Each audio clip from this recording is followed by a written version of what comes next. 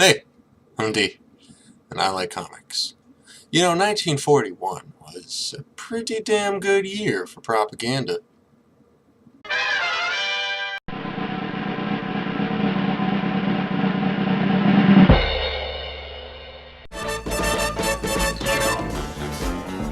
Wonder Woman! Wonder Woman! All the world is waiting for you and the wonders that you do. In your satin tights, fighting for our rights, and the old red, white, and blue.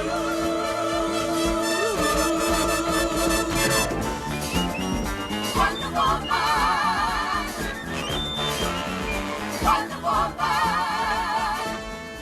Anyone who laughs is a communist. So, much like Captain America, Wonder Woman got her start in 1941 as pure propaganda, except this time we got something a little bit different. Yeah, sure, there was the whole Stars and Stripes outfit, but with Wonder Woman we also got something that we didn't see in comics all too often, and that is the strong female character. I don't mean like other strong female characters, where really they're just there for diversity. Now, to the uninitiated, Wonder Woman may seem like a Superman clone, but as we will come to find out later in this video, that is not the case. So, what do I like about this character? Well, what I like about this character could be summed up in two tremendous, fantastic reasons. Strong character, great mythos. That's sexist. And that's not the kitchen.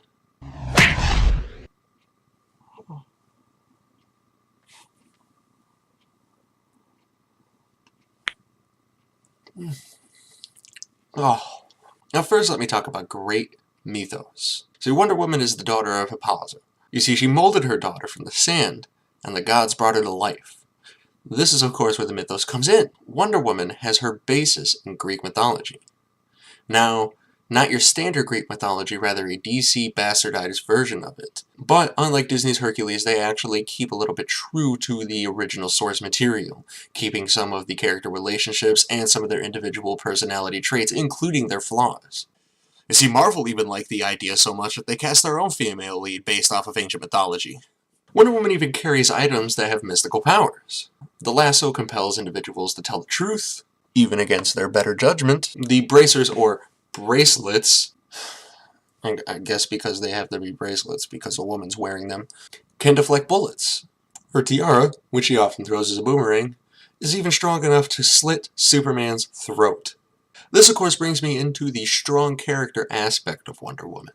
Now she's not just any royalty, but in fact active royalty, and although we've seen this done in DC before,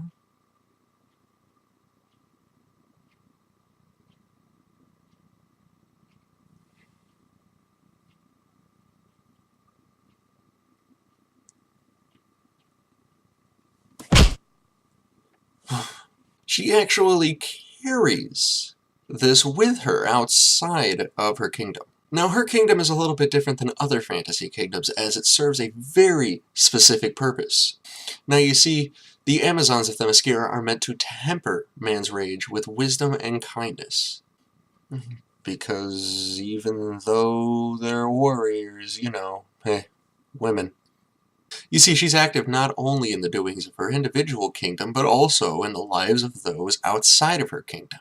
She cares about not only how her kingdom is viewed by the world at large, if it is, of course, ever viewed, but she also cares about the lives of those around her.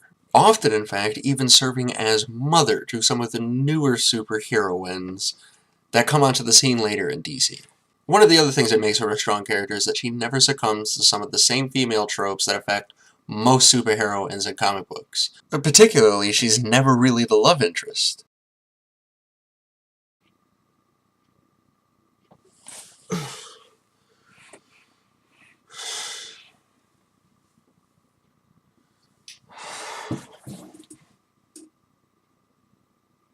See, I don't even have a lot of women on this list. In fact, I think this is it. Comics don't really treat women the same way they treat men. In fact, I dare say they don't even put the same amount of time into the development of these characters. And this brings up an issue I have with Wonder Woman. She should be the leader of the Justice League, not Superman. She's the one with the leadership experience. She's the one who knows how to organize not only tactical events, but also how to train these people. She's in fact the one who's making most of the moral decisions for the group, most of the time. Granted, at the beginning she was a little bit unsure of how to deal with herself and man's ways, how to interact with the human world, but that's beside the point. Once she learned, she is in fact the heart, soul, and center of the entire Justice League. Oh, and in case you weren't just listening right now, and you haven't figured out what I mean by placing her at number 8 and him at number 9, is that she is better than him.